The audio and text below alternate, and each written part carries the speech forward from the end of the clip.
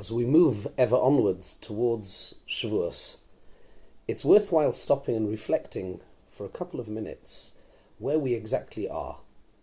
If we were born as a nation in a two-part process with Kriyas Yamsuf, with Yitzias Mitzrayim and then Kriyas Yamsuf, that means we are an infant. We're a young child. What happens? What are the stages of development of young children? The first thing that happens, and Rav Hutner puts this magnificently, he says perhaps one of the most remarkable things about the Shira is that for the first time the nation spoke about itself in the first person. We were self-aware. We realized we exist. Have you ever noticed a little child, well, then suddenly when they finally realize that this thing at the end of these arms, they're mine, and I can move them, and I can, that level of self-awareness. Now that's simple mobility, but this is beyond. When we are in this stage of becoming more aware as a spiritual young juvenile, what is it that we really need to learn more than anything else? And the answer is values, which is why we read Pirkei Avos. We need to be self-aware. We need to understand why we do the things that we do and not just do them. And we need to build up a strong, coherent structure of values, which is always, of course, based on Midas. And it struck me this Shabbos as I was reading Pirkei Avos, Perek Aleph, the very first piece of advice.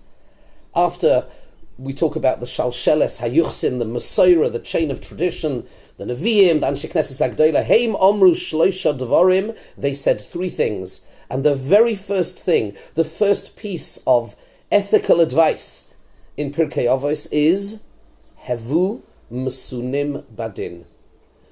Be temperate, be measured, be deliberate, be slow. Lahamtin is to wait, Badin in judgment. And you might make the fatal error of thinking, well, this is just for Dayanim.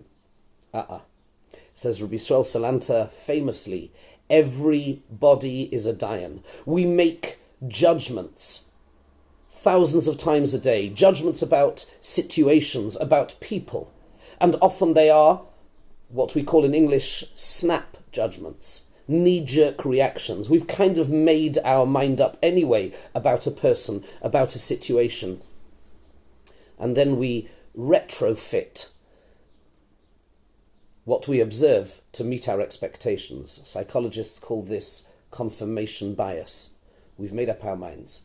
Say the Anshe Knesset Agdola to us, the first thing that you need to do, that we all need to do, as we go through the day and things happen to us, we form judgments. Sometimes they are prejudice, which means to prejudge. The first thing to do is stop. Don't just think that something is the way it is because I think so, because all too often I haven't thought so. Stop and think about it a bit. Reflect. Maybe not. Maybe the person didn't think it that way. Maybe they didn't mean it that way. Why do we make the conclusions that we do?